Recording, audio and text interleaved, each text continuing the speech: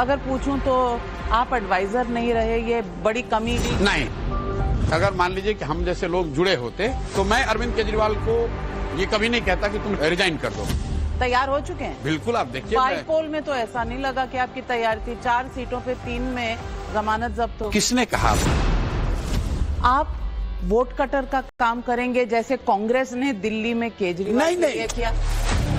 आज की तारीख में भी कौन हारेगा ये तो हम लोग निश्चित तय कर सकते हैं। कौन हारेगा? अगर चीफ इलेक्शन कमीशन को चुनने वाले में एक मोदी जी हैं और एक अमित शाह है, तो तीसरा व्यक्ति नविका कुमार हो चाहे राहुल गांधी हो, क्या फर्क पड़ेगा? राहुल गांधी और मेरा नाम एक साथ मत लीजिए, मैं बॉयकॉटेड हूँ। आपका टारगेट क्या है?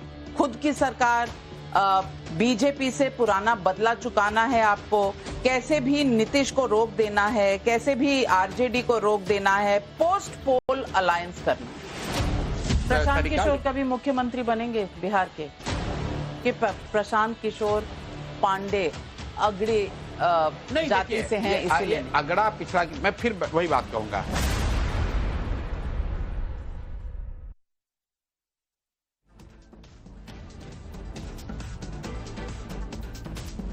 प्रशांत किशोर जी, बहुत बहुत प्रणाम। और यहाँ पटना में हम सत्याग्रह, यहाँ आप जो कर रहे हैं, ये जो आपने टेंट सिटी बनाई है, यहाँ पहुंचे हैं क्योंकि देश में पिछले साल चुनाव हुए थे, जो लोकसभा के चुनाव, उसके बाद से 3 चुनाव और हुए हैं और ऐसे लगता है कि पॉलिटिकल लैंडस्केप पूरी बदल गई है। आपको नहीं लगता कि पूरी बदल गई?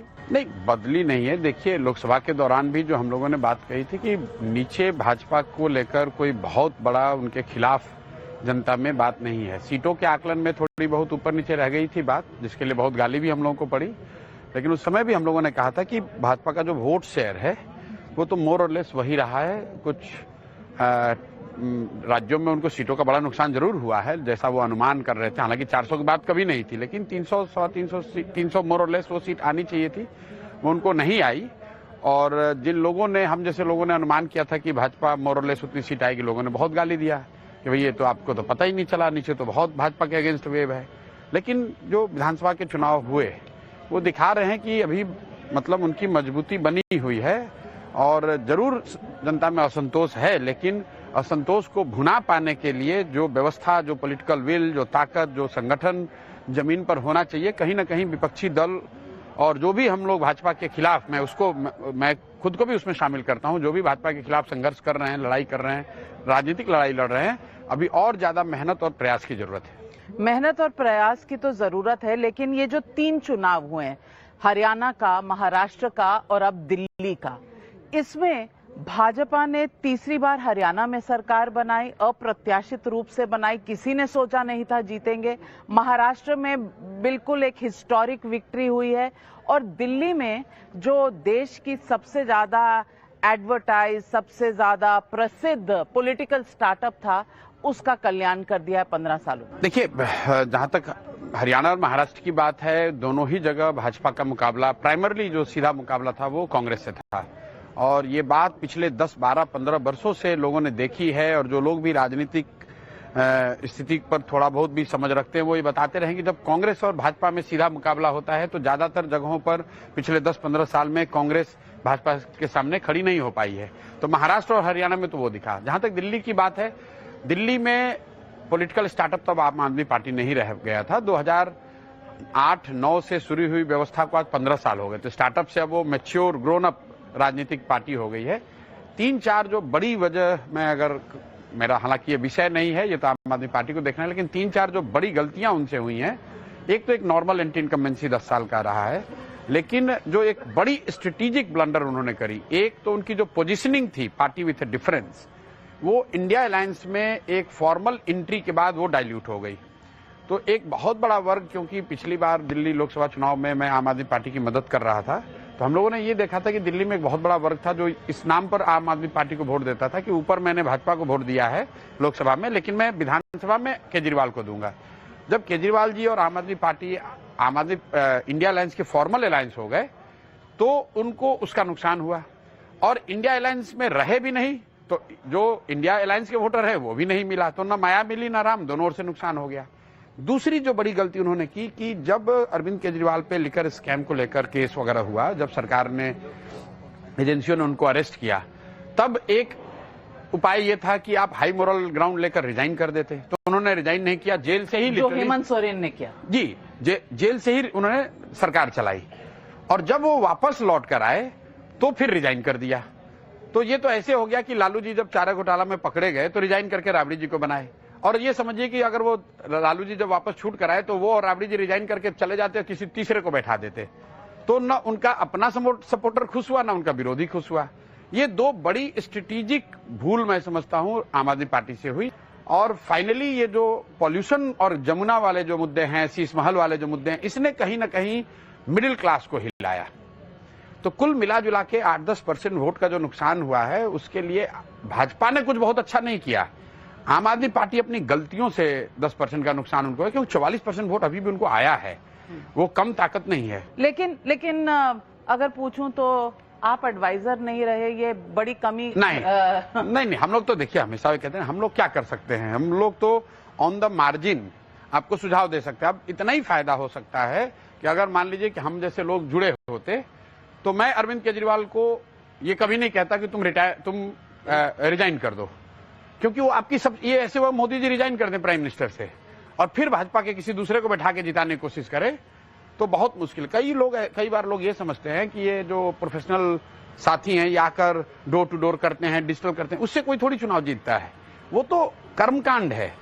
अगर आप स्ट्रेटेजिक मिस्टेक करेंगे, जैसे 2015 में हम लोग बिहार में चुनाव जीते, तो उसमें सबसे बड़ा स्ट्रेटेजिक डिसीजन ये था कि मांझी जी को हटाकर नीतीश जी को वापस लाएं, और लालू और कांग्रेस को ये मना लिया जाए कि नीतीश जी ही चेहरा रहेंगे। अगर वो ठीक नहीं होगा तो आप चाहे जितना डिजिटल कर लो या जितना आप डोर टू डोर कर लो, उससे आप चुनाव नहीं जीत सकते हैं। तो प्रशांत किशोर जी, अब अगला चुनाव तो बिहार में ही। बिल्कुल, और हम लोग तैयार हैं, बिल्कुल अब तैयार हो चुके हैं। बिल्कुल, आप देखिए बाईपोल में तो ऐसा नहीं लगा कि आपकी तैयारी थी। 4 सीटों पे 3 में जमानत जब्त हो गई। किसने कहा आपको? मतलब आप लोग भी, आप तो इतने लंबे समय से पत्रकार हैं, झारखंड की हैं, बिहार की पॉलिटिक्स को खूब समझती हैं। ये निश्चित तौर पे कह सकते हैं कि बाईपोल में जितनी उम्मीद लोगों की या हमारी या हमसे लोगों की थी, उतनी वैसा रिजल्ट नहीं आया। लेकिन दो बातें जो हम लोग 3 साल से कह रहे हैं कि बिहार परिवर्तन के लिए बिल्कुल तैयार है। वो किसी भी हालत में इनकम्बेंट को वोट नहीं करने जा रहा है। और अभी तक जो 5 बाई इलेक्शन हुए हैं, 4 विधानसभाओं में और 1 विधान परिषद का हुआ है, वो 5 में 4 इनकम्बेंट हारा है। तो एक चीज तो आप क्लियर समझ लीजिए कि बिहार में लोगों ने, ज्यादातर लोगों ने ये मन बना लिया है कि परिवर्तन चाहिए, बदलाव तो चाहिए। अब बदलाव का फायदा किसको होगा, किसको वोट मिलेगा, ये मुझे नहीं पता है। ये संभव है कि कुछ लोग जनसुराज को दें, कुछ किसी निर्दलीय को दे दें, लेकिन बिहार में जितने भी चुनाव अभी हुए हैं, 3/4 इनकम्बेंट हारा है। अब आ जाइए जनसुराज पे। जनसुराज को कितना वोट मिला? हमें 10% वोट मिला।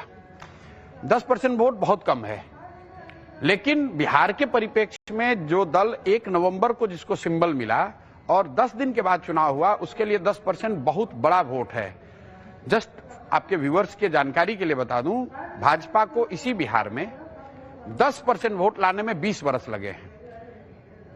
पिछले चुनाव में भाजपा को बिहार में 19.6% वोट आया है। नीतीश जी इतनी पुरानी पार्टी है, 20 साल से मुख्यमंत्री, उनको आज तक 15% ज्यादा वोट बिहार में नहीं आया। बिहार जैसे राज्य में 10% वोट से हम लोग शुरू किए हैं जब मेरा सिंबल नया था। उस सिंबल को मैं क्यों बार बार हाईलाइट कर रहा हूं?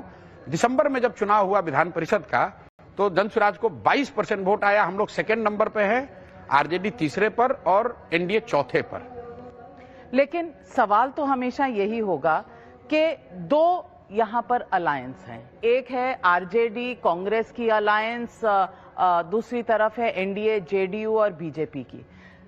आप वोट कटर का काम करेंगे जैसे कांग्रेस ने दिल्ली में केजरीवाल के लिए किया? भाई देखिए, वोट कटर के लिए तो अगर आप 5, 7, 8, 10% वोट ला रहे हैं तो आप वोट कटर ना। हम 22% वोट लेकर आए हैं, तो हम वोट कटर पर। नहीं, दिसंबर में जो चुनाव हुआ उसमें हम लोग 22% वोट लेकर आए हैं। बाई इलेक्शन से पहले मैं पदयात्रा कर रहा था। उन इलाकों में जहां इलेक्शन हुआ वहां पदयात्रा भी नहीं हुई है, संगठन भी नहीं हुई, सिर्फ लोगों ने जनसुराज का नाम सुना हुआ था। अब मैंने पिछला 4 महीने पूरी ताकत मेरी संगठन बनाने पर है। लोगों ने बात सुन ली है। लोग ये कह रहे हैं कि नहीं प्रशांत किशोर बात तो ठीक कह रहे हैं, बिहार में ऐसा प्रयास होना चाहिए। और एक बड़ा वर्ग है जो ये कह रहा है कि अगर बिहार में परिवर्तन हो सकता है, कुछ सुधर सकता है, तो प्रशांत किशोर जनसुराज कर सकते हैं। यहां तक बात आ गई है। अब वो कर पाएंगे कि नहीं, उसके लिए हमारे पास संगठन होना चाहिए। तो now it's a function of कि जनसुराज और हम पूरी ताकत लगाकर गांव-गांव तक अपना संगठन जितनी जल्दी बना पाए। उसके बाद आप देखेंगे बहुत कांटे की लड़ाई होगी और बिल्कुल त्रिकोणीय लड़ाई होगी। यहाँ त्रिकोणीय लड़ाई में हमेशा कहा जाता है कि बीजेपी को ही एडवांटेज होता है। नहीं, बीजेपी यहाँ इतनी बड़ी ताकत नहीं है। बीजेपी टोटल लड़ेगी 100 सीट। आप ये समझ लीजिए कि बीजेपी यहाँ 243 में 100 सीट ही लड़ेंगे। तो कैसे वो कैसे डिटरमिन करेंगे? 150 सीट पे तो भाजपा लड़ेगी ही नहीं। जेडीयू लड़ेगी नहीं, जदयू लड़े, चिराग लड़े, जो भी लड़े, एनडीए वाले लड़ेंगे। यहां पर 100 सीट से ज्यादा तो सिर्फ जनसुराज लड़ेगा और आरजेडी लड़ेगा। और जदयू भी अब लोग ये नहीं समझने की कोशिश कर रहे हैं कि जिन 100 सीटों पर जदयू लड़ेगा वहां पर मुकाबला किससे होगा? आरजेडी से। भाई पिछली बार तो जदयू को चिराग पासवान लास्ट मिनट में खड़ा करके हरा गए। और अगर मैं पूरी ताकत से हम लोग लड़ रहे हैं तो आप कैसे मान रहे हैं कि वहां जनसुराज फैक्टर नहीं होगा? अगर आप एक बार को बाई इलेक्शन का जो मेरा सबसे कमजोर रिजल्ट है उसी को देख लीजिए, 10% वोट आया है। बिहार में कितने विधायक हैं जो 10% ज्यादा वोट से जीते हैं? तो आज की तारीख में भी कौन हारेगा ये तो हम लोग निश्चित तय कर सकते हैं। कौन हारेगा? नहीं, मैं ये कह रहा हूं ये तो जनसुराज तय करेगा। नहीं, कौन हारेगा? लेकिन हम लोग तो जीतने के लिए लड़ रहे हैं ना। हारेगा यहाँ पे देखिए, मैं आपको बता दूं, लड़ाई अल्टीमेटली एनडीए वर्सेस जनसुराज होगा। NDA versus Jan Suraaj. आप कह रहे हैं तेजस्वी यादव फैक्टर ही नहीं है? नहीं, फैक्टर है, लेकिन लड़ाई त्रिकोणीय में लड़ाई एनडीए वर्सेस जनसुराज होगा। और आप ये लिख लीजिए, मैंने बंगाल में आपको कहा था, आप उस समय भी ऐसे आप भाई कई लोगों ने मजाक उड़ाया था कि भाजपा को आप कह रहे हैं 100 नहीं मिलेगा। आप लिख लीजिए, लड़ाई अल्टीमेटली एनडीए वर्सेस जनसुराज होगा। जीतेगा कौन? जीतेगा जनसुराज। ऐसे कैसे? आप देख लीजिए। अब आप एडवाइजर से, पोलस्टर से, अब आप बन रहे हैं पार्टी के देखिए, अब देखिए, मैं यही बात है। अब दिक्कत ये है कि अगर मैं यही बात जनसुराज दल के लिए कह रहा होता तो आप कहते नहीं प्रशांत किशोर कह रहे हैं तो सर्वे करके बोल रहे होंगे, डेटा देख के बोल रहे होंगे, इनको कैंपेन की समझ है, राजनीति की समझ है। पॉलिटिशियन को तो लोग कम आते हैं। अब आप पॉलिटिशियन हैं। You have to get used to अभी भी मैं क्या कर रहा हूं? अभी भी तो मैं जनसुराज को एडवाइस, अब जनसुराज दल बन गया है जिसको मैं एडवाइस कर रहा हूं। एक ही फर्क है कि मैं अब सामने से बोल भी रहा हूं, बाकी सारा चीज जो मैं पहले करता था वही कर रहा हूं। संगठन बनाना हो। अध्यक्ष आप हैं? नहीं, हम नहीं है। मुख्यमंत्री अध्यक्ष नहीं है, पर अध्यक्ष तो मनोज भारती जी हैं। पर मुख्यमंत्री के दावेदार आप रहे? देखिए, कोई दावेदार नहीं है। मुख्यमंत्री का दावेदार वो व्यक्ति है जो बिहार को इस गतलखाने से निकाले, इस गर्त से निकाल पाए। वो तो काम आप कर रहे हैं। नहीं, मैं निकाल नहीं पा, मैंने निकालने का एक प्रयास शुरू किया है। और मुझे इस बात का सेटिस्फेक्शन है कि पहली बार बिहार जैसे राज्य में एक बड़े वर्ग में ये कॉन्फिडेंस जरूर आया कि चलो कुछ एक प्रयास तो शुरू हुआ, कोई कोशिश तो कर रहा है। वरना तो लोग बिहार की ओर देखते ही नहीं। आप मेरी बात छोड़ दीजिए, भाजपाइयों से जाके पूछ लीजिए। आप मोदी जी शाह से पूछिए, आप तो उनका इंटरव्यू लेते हैं कि भैया आप तो देश बदलने की बात कर रहे हैं, बिहार को सुधारने के लिए आपने कहीं कुछ क्यों नहीं किया? तो वो भी कहेंगे पूछा था। बिल्कुल पूछा होगा, उनसे भी पूछा होगा, सोनिया गांधी से भी पूछा है, जिनके साथ भी काम किया पूछा। क्या कहा उन्होंने? ज्यादातर नेता और दल ये कहते हैं यार बिहार में अब इससे ज्यादा कुछ नहीं हो सकता है, बड़ा जातियों में बटा हुआ है। इसलिए मैं अपने भाषणों में भी कहता हूं कि बिहार वो राज्य है जिसको ज्यादातर दल और नेताओं ने न सुधर पाने वाला मानकर छोड़ दिया है। तो अब इसको यहाँ के लोग ही सुधारेंगे। अगर यहाँ के लोग नहीं सुधारेंगे तो इसको कोई नहीं सुधार सकता। आप यहाँ के हैं, बाकी बाहर के हैं? ऑब्वियसली मोदी और साथ यहाँ के है नहीं। तो नीतीश सोनिया कुमार गांधी नहीं, सोनिया गांधी तो यहाँ के नहीं। नीतीश कुमार तो फिजिकली टायर्ड और मेंटली रिटायर्ड हो गए हैं। उनको ऐसे खड़ा करके रखा गया है, फिजिकली वो आदमी कुछ कर नहीं सकते हैं। आप कहीं ये लोग पत्रकार है आपके साथ कर रहे हैं? कौन सा यात्रा कर रहे हैं? वो यात्रा उतरा कुछ नहीं कर रहे हैं। वो तो सरकारी बस उससे हेलीकॉप्टर से बैठा के उनको झाड़ पोंछ के खड़ा कर दिया जाता है। जाते हैं, दो चार शब्द बोलते हैं, झाड़ पोंछ कर खड़ा कर दिया जाता है। बिल्कुल आपको बोल रहे हैं, मैं कैमरे पे बोल रहे हैं। मैंने आपको कैमरे पे कहा नीतीश कुमार, मेरा आपसे आग्रह है, आप नीतीश कुमार का इंटरव्यू कीजिए। इंटरव्यू करके खाली एक बात पूछ दीजिए कि अपने मंत्रिपरिषद के मंत्रियों का, साथी मंत्रियों का नाम बता दीजिए। अगर नीतीश कुमार अपने मंत्रियों का नाम और विभाग बता दें, मैं आपको कैमरे पर कह रहा हूं, ये पूरा अभियान वापस लेकर नीतीश कुमार का समर्थन कर दूंगा। जिस आदमी समय में किया अभी था। नहीं किया आपने। आप फिर बात घुमाइए, आप इस पर टिके रहिए, आप टिके रहिए। तब 2014 के नीतीश कुमार और आज के नीतीश कुमार में फर्क है। मैं बहुत जिम्मेवारी से इस बात को कह रहा हूं कि नीतीश कुमार जी की मानसिक शारीरिक हालत अब ऐसी नहीं है।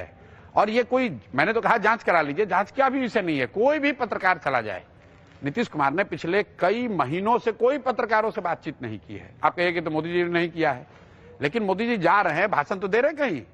नीतीश कुमार कुछ नहीं बोलते हैं, कोई विषय पे उनको जानकारी नहीं है, उनको पता ही नहीं है। उनके इर्द गिर्द 4-5 लोग हैं, वही चला रहे हैं। बड़ी बात कह रहे हैं आपके झाड़ पहुंचकर मुख्यमंत्री, और वो अगले और सब नहीं, बड़ी बात ये नहीं है। बीजेपी ने तो एक रेजोल्यूशन पास किया है कि वही फेस रहेंगे मैं कह रहा चुनाव का। हूं, इससे बढ़िया काम बीजेपी हम लोग जैसे लोगों के लिए कर ही नहीं सकती है। बीजेपी का धन्यवाद।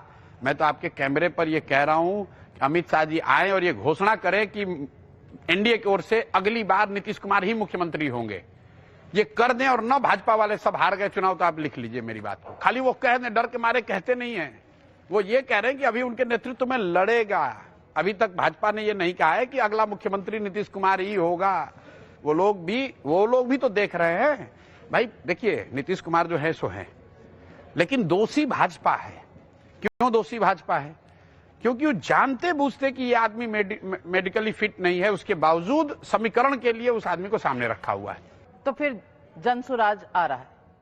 बिल्कुल आ रहा है, बिल्कुल आ रहा है। और आप देखिएगा नतीजे। मैं इसलिए नहीं कह रहा हूं कि मैं जनसुराज में प्रयास कर रहा हूं, इसलिए कर रहा हूं कि बिहार की जनता ऊब गई है लालू नीतीश भाजपा के इस प्रयास से, और रोज नीतीश कुमार के पलटने से, और यहां की जो गरीबी बदहाली है, पलायन है, उससे लोग ऊब चुके हैं। और मतलब दिल्ली में लोगों को आप कह रहे हैं एंटी इनकम्बेंसी, और आप उसी पत्रकारिता के मानक से कह रहे हैं कि बिहार में कोई एंटी इनकम्बेंसी नहीं है। 35 साल से लोग यहां भुगत रहे हैं, पढ़ाई नहीं है, रोजगार नहीं है, और लोग फिर उसी को वोट दे देंगे। लेकिन एंटी इनकम्बेंसी अगर है भी, तो अगर है भी, आपकी पार्टी, एंटी इनकम्बेंसी एक फैक्टर है, लेकिन एंटी इनकम्बेंसी महाराष्ट्र में भी थी, एंटी इनकम्बेंसी हरियाणा में भी थी। वहां पर ये फॉर्मूला एंटी इनकम्बेंसी का क्यों नहीं चला? नहीं, बिल्कुल चला। वहां नेतृत्व पुराना बिल्कुल चला है। आप देखिए, महाराष्ट्र को ले लीजिए। महाराष्ट्र में एंटी इनकम्बेंसी का आलम यह रहा कि मोदी जी वहां लोकसभा चुनाव में साफ हो गए। उसके बाद सरकार ने क्या किया? सरकार ने वहां 4-5 बड़ी योजनाएं शुरू की। मोदी जी जाकर सोयाबीन के किसानों के प्राइस की बात कर रहे हैं, महिलाओं के लिए पैसे की बात कर रहे हैं, युवाओं के लिए रोजगार की, बेरोजगारी भत्ता की। अगर वो काम नहीं किए होते तो जैसे लोकसभा में साफ होते, वैसे विधानसभा में भी साफ हो जाते। ये तो देखिए लोकतंत्र है ना। मैंने आपको क्या कहा, आम आदमी पार्टी को एंटी इनकम्बेंसी इसलिए लगा कि उन्होंने न किया न करते हुए दिखे। अगर केजरीवाल आकर उसमें कुछ करते हुए दिखते, जैसे वाटर लॉगिंग हुआ, उस पर आप मुझे एक भी बयान दिखा दीजिए कि केजरीवाल ने जाकर कुछ भी किया हो। एंटी इनकम्बेंसी को काउंटर करने के लिए जो प्रयास हो रहा है, वो उसको आप बिल्कुल वाइप आउट नहीं कर सकते। भाई एंटी इनकम्बेंसी हेमंत सोरेन पे क्यों नहीं लगी? तो नहीं, हेमंत सोरेन पे क्यों नहीं लगी? आपको खाली ऐसा नहीं कि एंटी इनकम्बेंसी भाजपा का आप गिना रहे हैं। भाई हेमंत सोरेन भी वापस जीत कर आए हैं, भाजपा हरा देती उनको। नहीं, पर यह भी तो बात है कि आपने कहा 4-5 स्कीमें शुरू की, तो आपको ऐसा क्यों लगता है कि यहाँ पर नहीं करेंगे? यहाँ कर ही नहीं सकते हैं। क्यों नहीं कर सकते? ना उनका न समझ है, न करना होता है। 20 साल से कर दिया अच्छा, तो महाराष्ट्र में समझ चलती है, हरियाणा में चलती है, छत्तीसगढ़ में चलती है, मध्य प्रदेश में चलती है, बिहार में नहीं चलेगी, क्योंकि यहाँ भाजपा की सरकार नहीं है ना। भाजपा के हाथ में नीतीश कुमार उनसे सुन थोड़ी न रहे। इनकी तो औकात नहीं, एक आदमी का ट्रांसफर करा दे। अफसर जो है वो डिप्टी सीएम से और भाजपा के नेताओं से ऑर्डर नहीं ले रहा है ना। नीतीश कुमार ने अपने सलाहकार बना रखे हैं अफसरों को, वही लोग सरकार चलाते हैं। यहाँ का चीफ सेक्रेटरी है, डीजीपी है, जो बड़े अफसर हैं, वो नीतीश कुमार से नहीं, नीतीश कुमार के सलाहकारों के सलाह से चलते हैं। नीतीश कुमार जो पहले थे वो गए, अब वो उनकी स्थिति नहीं है। अब भाजपा, इसलिए आप अलग हुए उनसे? नहीं, मैं अलग हुआ तो दूसरे, मैं तो सीए एनआरसी की वजह से अलग हुआ। ये आदमी मतलब मुसलमानों को धोखा देने के लिए और भाजपाइयों को, दोनों को धोखा एट द सेम टाइम दे रहा है। भाजपा के साथ हैं, सीए एनआरसी के पक्ष में जाके वोट दिया पार्लियामेंट में, और यहाँ आके हमको कह रहे हैं कि आप यहाँ कह दीजिए कि बिहार में लागू नहीं होगा ताकि मुसलमान नाराज ना हो। तो ये दोनों को धोखा दे रहे हैं। और वही नीतीश कुमार की फितरत है, हर 2 साल पे पलट के, कभी आरजेडी, फिर पलट के भाजपा, फिर पलट के आरजेडी, फिर पलट के भाजपा। ये तो सब लोग जान गए हैं। अब नीतीश कुमार कोई फैक्टर अब यहाँ नहीं है, यहाँ पर एनडीए फैक्टर है। इसलिए नहीं कि एनडीए का कोई बड़ा नेता, आप तो कहेंगे भाजपा कोई नेता नहीं है, नीतीश थक गए, तो एनडीए फैक्टर क्यों है? एनडीए फैक्टर इसलिए है क्योंकि लालू जी से जो वर्ग जो चाहता है कि किसी भी हालत में लालू का राज नहीं आना चाहिए, वो एनडीए में अपना ऑल्टरनेटिव देखता रहा है अभी तक। इसलिए एनडीए बहुत बड़ा फैक्टर है। इसलिए नहीं कि कोई एनडीए के लिए पॉजिटिव वोट है। यहां एनडीए के लिए पॉजिटिव वोट नहीं है, एनडीए के लिए लालू के अगेंस्ट का एक बड़ा वोटर है जो कि ये देख रहा है कि कहीं ऐसा ना हो कि मैं जनसुराज को दूं तो लालू आ जाएगा। प्रशांत किशोर जी, देश में कहीं भी चुनाव होते हैं तो एक शगुफा आ जाता है, इलेक्शन कमीशन खराब है, ईवीएम खराब है।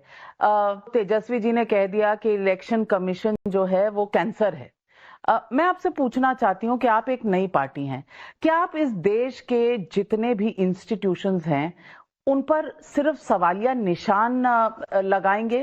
क्या ये आज बिगड़े हैं? क्या इनमें खामियां पहले भी थी? ये आज इतना उजागर होता है, पहले क्यों नहीं होता था? देखिए, इलेक्शन कमीशन को लेके आपने मुझे पहले भी इंटरव्यू में सवाल पूछा है। मैं उन लोगों में नहीं हूं जो कह रहा है कि बिल्कुल ही ये इन संस्थाओं की कोई विश्वसनीयता नहीं है या ईवीएम मैनिपुलेटेड है। लेकिन बंगाल चुनाव के समय भी मैंने कहा था कि इलेक्शन कमीशन प्रो इनकम्बेंट है, और ये ऐसा नहीं कि ये पहली बार है।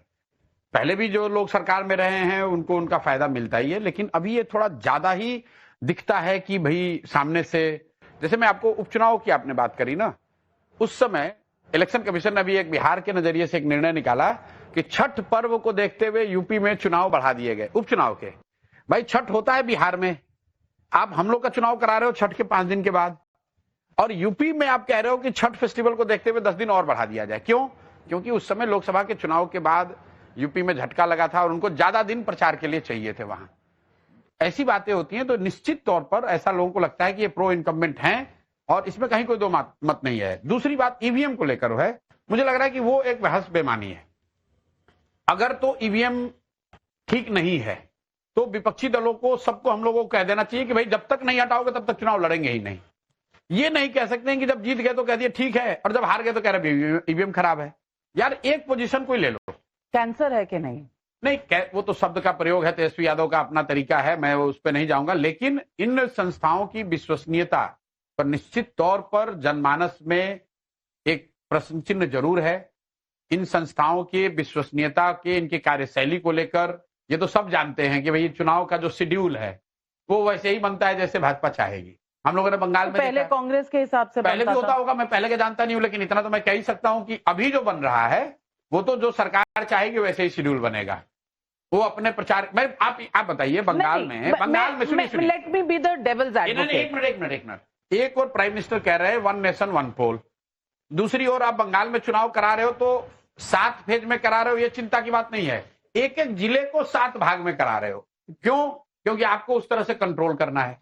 तो जब इस तरह का एक्शन इलेक्शन कमीशन लेता है तो निश्चित तौर पर जनमानस को ये लगता है कि भाई ये प्रो इनकम्बेंट है। अभी जैसे मान लीजिए चीफ इलेक्शन कमीशन की नियुक्ति हुई है, अब सुप्रीम कोर्ट ने डिसीजन दिया कि सुप्रीम कोर्ट के चीफ जस्टिस उसके मेंबर होने चाहिए। अगले दिन सरकार ने कानून बना दिया।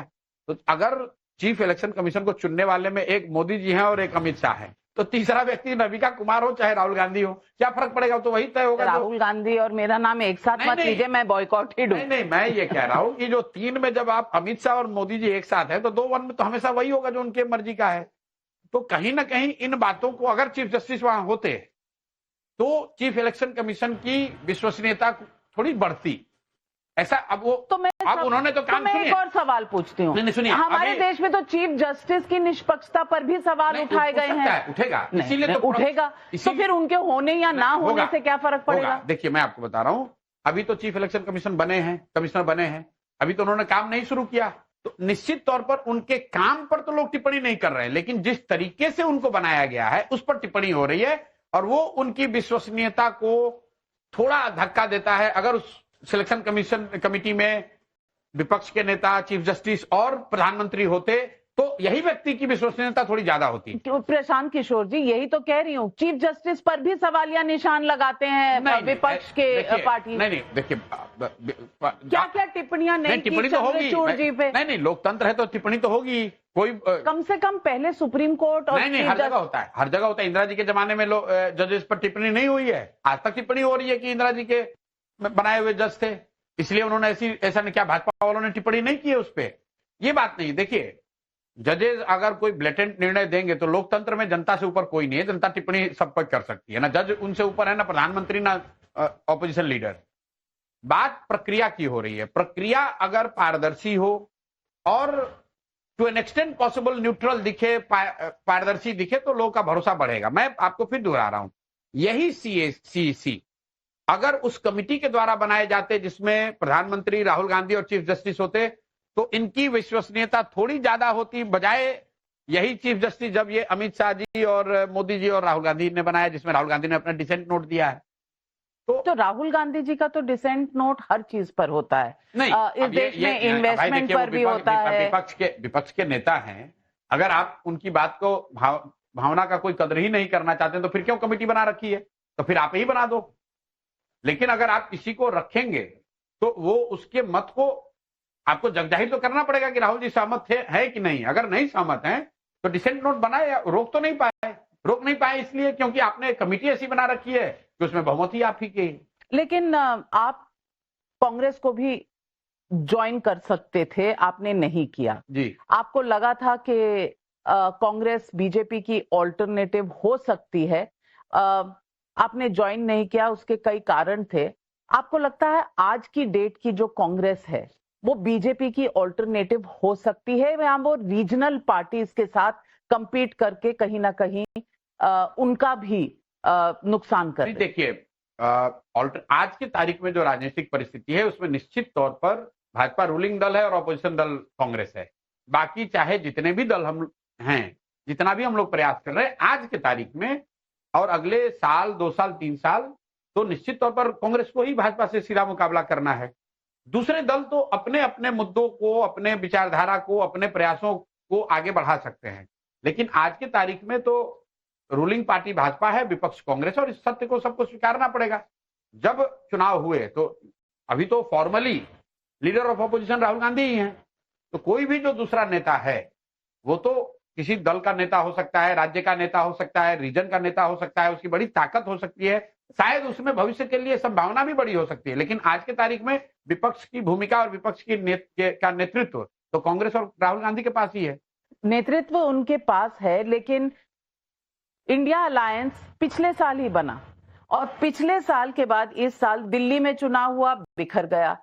जो बातें राहुल गांधी और कांग्रेस ने केजरीवाल के बारे में कही हैं, आगे चलकर दूसरे राज्यों में दूसरों के बारे में कहेंगे, क्योंकि ममता बनर्जी ने भी तय कर दिया कि उनके साथ नहीं लड़ेंगी। आप मेरा व्यू इस पर पहले से जानती हैं, कई इंटरव्यू में मैं कहता हूं इस तरह का कोई भी अलायंस बहुत सशक्त विपक्षी ऑप्शन नहीं बन सकता। ये तो चुनाव से पहले तुरंत में करा हुआ एक प्रयास था। कांग्रेस को अगर सशक्त विपक्ष बनना है तो कहीं ना कहीं उनको जमीन पर अपनी ताकत बढ़ानी होगी, वो राजनीतिक प्रयास करना होगा, वो नेतृत्व लेने के लिए नीचे जमीन पर खड़ा होना पड़ेगा। सिर्फ गठबंधनों को ऊपर नीचे बना लेने से, चुनाव लड़ने की कोई व्यवस्था बना लेने से आप सशक्त विपक्ष नहीं बन सकते हैं। आपने कहा बिहार का जितना भी पॉलिटिक्स है वो जाति पर आधारित होता है। मैंने नहीं कहा, ये आप कह रहे। अभी तक इसी तरह चल रहा है। नहीं, बिहार में क्यों, तो यूपी में भी जाती है, आंध्र प्रदेश में भी जाती है, कर्नाटक में भी जाती है। तो ये तो देखिए मीडिया का एक बायस आप लोगों ने बना दिया है दिल्ली में बैठ के कि बिहार में तो सब जाति पर ही होता है। वो का लिंगायत क्या कर्नाटक में महत्वपूर्ण नहीं है? क्या रेड्डी कम्मा आंध्रा में महत्वपूर्ण नहीं है? क्या पटेल और क्षत्रिय गुजरात में नहीं है? खाम क्या बिहार में बनाया गया था? भाई जाति हर जगह महत्वपूर्ण है। सिर्फ बिहार को आप ये कह रहे हैं जैसे बिहार में तो सब कुछ जाति पर ही होता है, बिहार क्यों पिछड़ा है, यहाँ तो सब जाति पर ही होता है। अरे भाई कर्नाटक में भी तो जाति है, फिर भी तो कर्नाटक में विकास हो रहा है। गुजरात में भी तो जाति है, वहां पर भी तो विकास हो रहा है। खाम मतलब क्षत्रिय हरिजन आदिवासी मुस्लिम का समीकरण बिहार में नहीं बना था, गुजरात में बना है। पटेलों की राजनीति भाजपा ने वहां सौराष्ट्र में भाजपा ने शुरू की है। तो ऐसा नहीं कि जाति कहीं दूसरे जगह नहीं है, बिहार में भी जाति है। देखिए जाति इस पूरे देश में ज्यादातर हिस्सों में जाति समाज की एक बड़ी सच्चाई है, और जो भी विषय समाज की सच्चाई होगी वो राजनीति में भी उसकी बड़ी भूमिका होगी। तो जाति जनगणना होनी चाहिए, जाति जनगणना होनी चाहिए। हो जाति जनगणना होने में कोई दिक्कत नहीं है, लेकिन जनगणना हो जाने मात्र से देश सुधर जाएगा ऐसी बात नहीं। जैसे बिहार में जाति जनगणना हुई है, जाति जनगणना में क्या निकला? 3% दलित समाज के बच्चे 12वीं पास करते हैं बिहार में। तो जो लोग सामाजिक न्याय की बात कर रहे हैं, पिछले 30 साल से बिहार में राज कर रहे हैं, उनको ये जवाब देना चाहिए। 7% अति पिछड़ा समाज के बच्चे, 7% से कम बच्चे 12वीं पास कर रहे हैं। 8% से कम मुस्लिम बच्चे 12वीं पास कर रहे हैं। तो जो लोग मुसलमानों का यहाँ वोट ले रहे हैं, जो अति पिछड़ों की राजनीति कर रहे हैं, सामाजिक न्याय की बात कर रहे हैं, जातिगत जनगणना से उनको बताना चाहिए कि भाई तुम्ही ने जातिगत जनगणना कराई है, तो बताओ ये क्यों नहीं सुधरा? 35 साल से तो तुम ही वोट ले रहे हो। जनगणना होने से आपको जानकारी मिल सकती है, लेकिन उस जानकारी पर एक्ट करना पड़ेगा। लाइब्रेरी में जाने से आप न्यूटन और आइंस्टीन नहीं बन सकते, वो किताब पढ़नी पड़ेगी।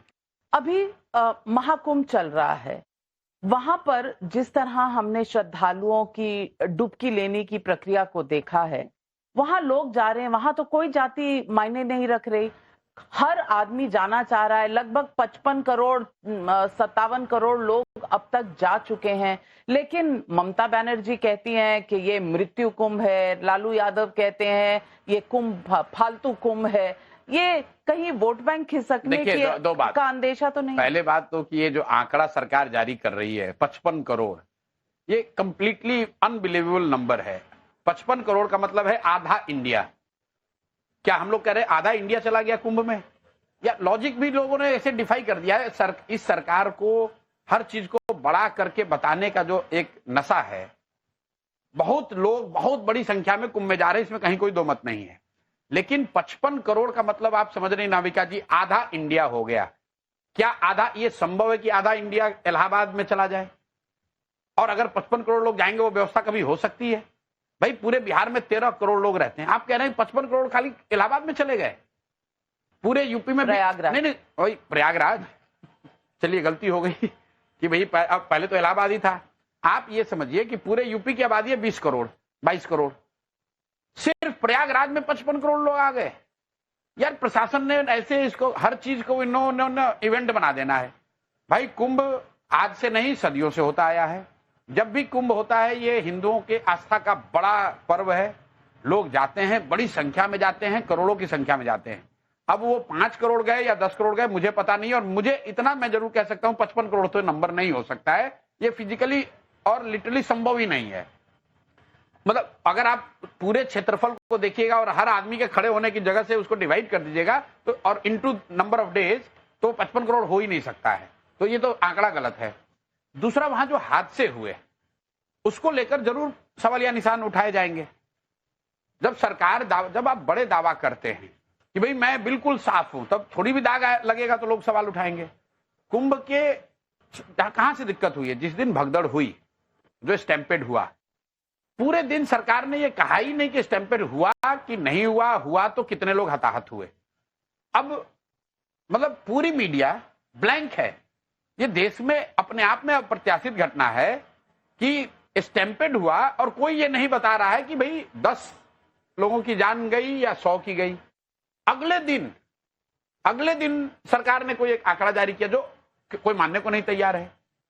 आप अगर ये बता दें कि भाई, और वहां के खुद शंकराचार्य कह रहे हैं, कोई ममता बनर्जी कह रही है ऐसी बात नहीं, शंकराचार्य वहां पे कह रहे हैं कि गलत हुआ या आंकड़ों की जानकारी नहीं है। मीडिया वाले भी बता रहे हैं, कुछ लोग अगले दिन आप लोग भी दिखा रहे थे, उस दिन मतलब दिखाए थे कि लोग हताहत हुए हैं। लोग हताहत, नंबर तो जो सरकार बताएगी वही आपको बताना है। क्यों नहीं? क्योंकि आप थोड़ी जाकर गिन सकते हैं। देखिए, मीडिया एक जगह पे, देखिए मीडिया जाके गिन नहीं सकती है, लेकिन अगर ये कहीं ऑपोजिशन रूल स्टेट होता तो लोग दिखाते भाई इतना मिसमैनेज हो गया, आपने हिंदुओं के सेंटिमेंट का ध्यान नहीं दिया। चूंकि अब ये प्रो हिंदूवादी गवर्नमेंट है, अपने आप को क्लेम करती है, तो हिंदू के पर्व में वहां पर कोई हताहत हुआ ये हिम्मत तो कोई करेगा नहीं दिखाने की। बात जो है सच्चाई वो सब समझ रहा है। अब उसको लेकर नेताओं ने जरूर बयान दिए हैं और देंगे ही देंगे कि भाई ये जारी तो करो। ये तो लोग कोर्ट में गए हैं, लोकसभा में अखिलेश जी ने ये बात उठाई है कि भाई ये बताओ तो कि कितने लोग हताहत हुए। ये क्यों नहीं, लोकतंत्र में लोग क्यों नहीं पूछेंगे? इसलिए कि योगी जी ने कह दिया कि 55 करोड़ आए और सब लेकिन अच्छा उसको है। मृत्यु कुंभ बुलाना नहीं है। वो शब्द प्रयोग पर आपका ऑब्जेक्शन हो सकता है, लेकिन नहीं, ये शब्द प्रयोग कोइंसिडेंस है। नहीं, आप हर बार इसी तरह का रामनवमी हो, देखिए दुर्गा पूजा हो, वो जाकर आप ममता जी से पूछिए। लेकिन मैं कह रहा हूं कि ये उठा कहां से है। अगर वहां पर स्टैंपेड नहीं होता तो कैसे कोई इसके लिए इस तरह के शब्द का प्रयोग कर सकता था? स्टैंपेड हुआ, अगर सरकार ने मान लिया होता भी इतना बड़ा आयोजन है, वहां हो सकती है गलती, दुर्घटनाएं हो सकती है, कोई ऐसी बात नहीं है। लेकिन आप ऐसा बता रहे हैं कि हमारे राज्य में तो ऐसा हो ही नहीं सकता है।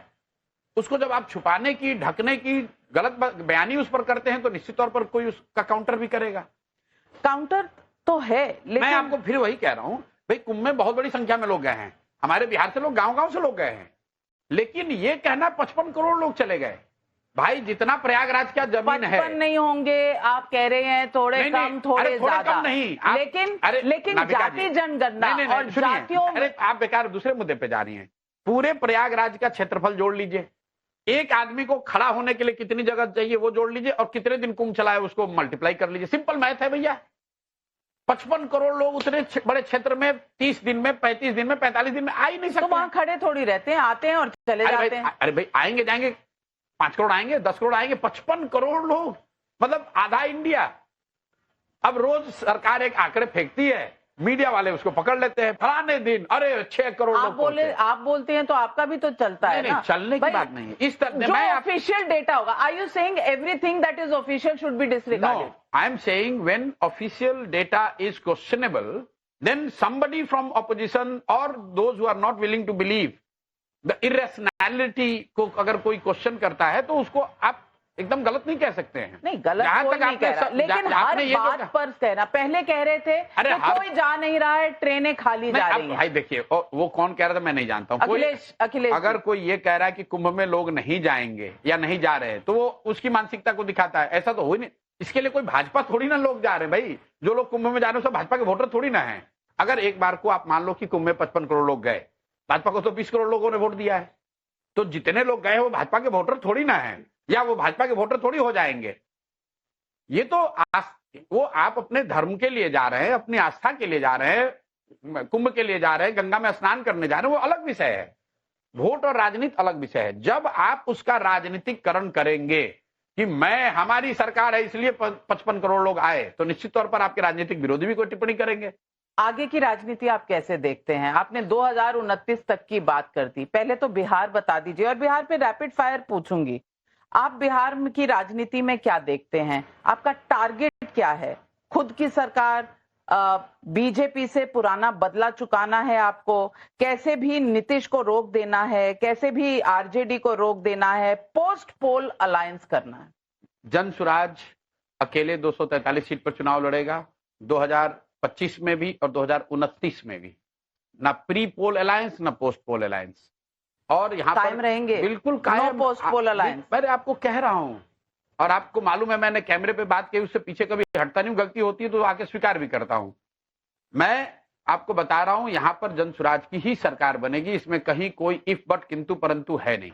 लेकिन पूछना आपसे ये भी चाहती हूँ कि आपकी पार्टी क्या राहुल गांधी से हाथ मिलाएगी?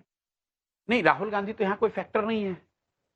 कांग्रेस जो है, आपने कहा कि आपका परफॉर्मेंस उतना अच्छा नहीं रहा, हमें 10% वोट आया, कांग्रेस को 4-5% वोट आता है। तो आपके मतलब का नहीं है कांग्रेस का? तो कांग्रेस तो कोई फैक्टर नहीं है ना बिहार में। उससे ज्यादा ऑलरेडी है।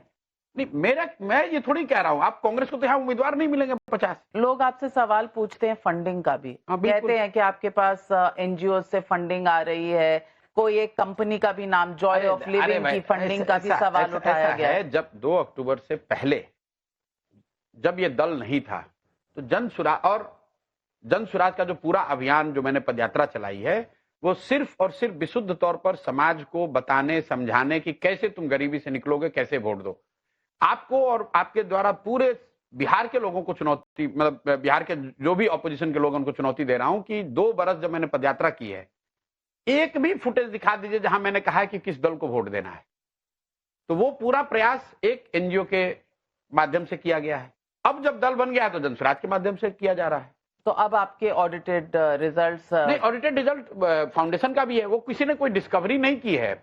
जो आज जो देश में व्यवस्था है, दर्शकों को समझ लेना चाहिए, एनजीओ को जो डोनेशन आता है उसको आपको वेबसाइट पे डालना ही है। दर्पण सरकार की व्यवस्था जिसमें आपको डालना पड़ता है। यहां पर कोई प्रवक्ता खड़ा होकर ऐसे कर रहा है जैसे उसने कोई बहुत बड़ी डिस्कवरी कर ली। अरे भाई, ये पहले से 2 बरस से खर्च होता है, वो सरकार की जो व्यवस्था है उस पर हम लोग को डिक्लेयर करना ही पड़ता है। वो जॉय ऑफ गिविंग फाउंडेशन जो है वो मेरे साथ आज से कई वर्षों से है। उसी फाउंडेशन के अंतर्गत मैंने पदयात्रा की। जो खर्चे हुए चेक से हुए हैं, पब्लिक डोमेन में है, उसको जाके देख लो किसने दिया किसने नहीं दिया। 2 अक्टूबर को जब दल बन गया है तो अब जो इसका खर्चा है वो दल से हो रहा है। प्रशांत किशोर जी, मैंने 29 में आपने कहा आपकी पार्टी भी लड़ेगी। आप देखते हैं कि बीजेपी का चेहरा मोदी जी रहेंगे? बीजेपी का चेहरा तो मोदी जी ही रहेंगे, उसमें कहीं कोई दो मत नहीं है। कांग्रेस पार्टी? कांग्रेस का चेहरा राहुल गांधी रहेंगे।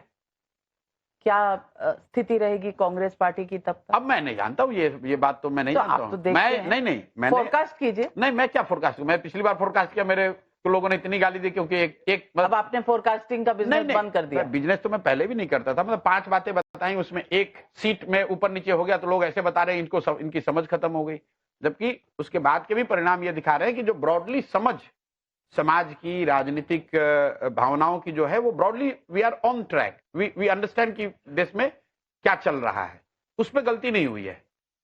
कोई जो बात हम लोग कह रहे थे कि मोदी की पॉपुलैरिटी कम हुई है, लेकिन वो वेव खत्म नहीं हुआ है, वही बात दिख रही है। लेकिन एक छोटी सी गलती हुई तो आप कमरे में बैठे हैं तो आप तो तुरंत क्रिटिसिज्म करते हैं।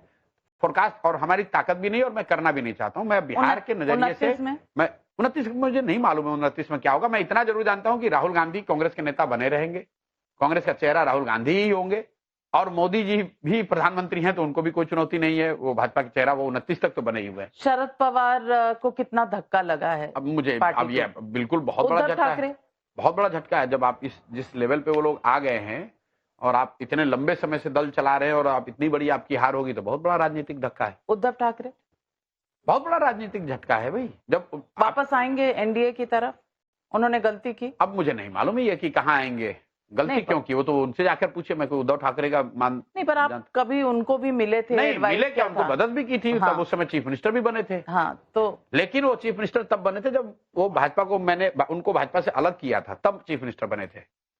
वो भाजपा के साथ जाकर चीफ मिनिस्टर नहीं बन सकते।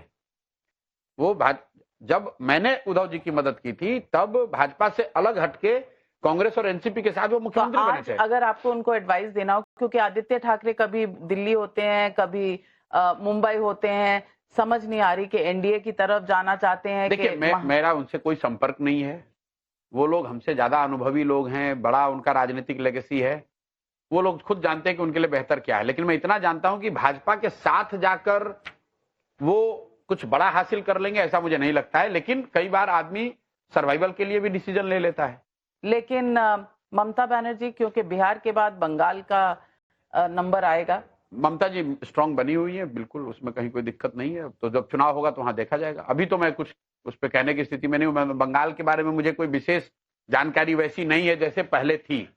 केजरीवाल जी, और हालांकि मैं मानती हूं कि पॉलिटिक्स में कभी किसी को राइट ऑफ नहीं करना चाहिए, लेकिन केजरीवाल जी का रिवाइवल आप देखते हैं? बहुत डिफिकल्ट है।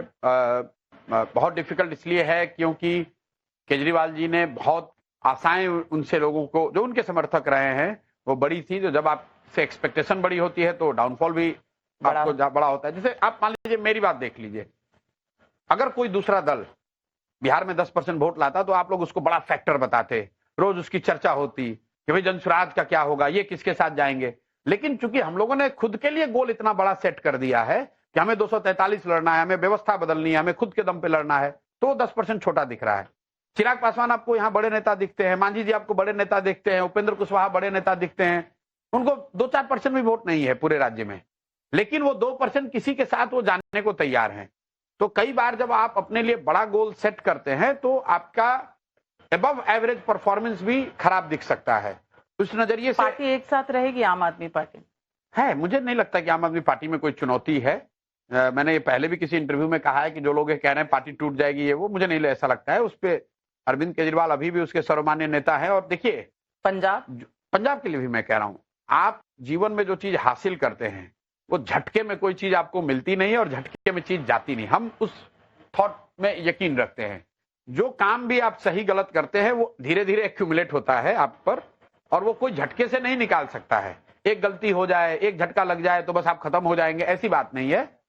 मतलब संभव है कि एक बार प्रशांत किशोर ने कहा कि इनको 300 सीट आए, 240 आए, इसका मतलब ये नहीं कि प्रशांत किशोर की राजनीतिक समझ खत्म हो गई।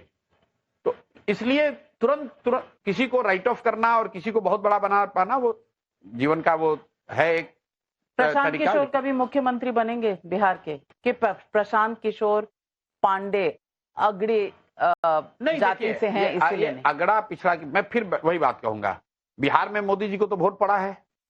आप लोग कह रहे हैं कि बिहार में हर आदमी ने जाति पर वोट दिया है, तो मोदी जी को किसने वोट दिया ये बताइए। अगर बिहार का हर व्यक्ति सिर्फ जाति पर ही वोट दे रहा है तो बिहार में मोदी जी को वोट दिया किसने? मोदी जी का जाति का बिहार में एक आदमी नहीं है। यानी कि प्रशांत किशोर मुख्यमंत्री बन सकते हैं? नहीं, मैं कोई भी चुनाव लड़ेंगे? नहीं, मैं चुनाव अगर जनता चाहेगी तो लड़, एक चीज मैंने कहा, नीतीश जी अगर चुनाव लड़ेंगे तो लड़ेंगे जरूर। आप लड़ोगे? अगर नीतीश जी लड़ेंगे, क्योंकि ये आदमी कभी लड़ता नहीं है चुनाव, अगर ये लड़े तो निश्चित तौर पर जहां से भी लड़ेंगे इनके खिलाफ लड़ेंगे। तेजस्वी के खिलाफ नहीं, तेजस्वी के खिलाफ तेजस्वी से हमारा क्या झगड़ा है? नीतीश से मेरा झगड़ा है, राजनीतिक झगड़ा है, क्योंकि जब आपकी शारीरिक मानसिक क्षमता नहीं है उस कुर्सी पर बैठने की, तो आपको डिग्निफाइड तरीके से उसको छोड़ देना चाहिए। जिस किसी को देना दे दो, अपने दल में दे दो, भाजपा को दे दो, अपना दे दो, तीसरे को दे दो। जब आप वो जो काम कर रहे हैं वो करने के लिए सक्षम नहीं है, क्यों कर रहे हो? क्यों कर रहे हो? तुम्हारे वहां बैठे रहने से 10 करोड़ लोगों की जिंदगी, 12 करोड़ लोगों की जिंदगी पर असर पड़ता है। बड़ा टारगेट आपने सेट किया है, चुनाव में अभी कुछ महीने हैं, लंबी दौड़ है, लंबी यात्रा है।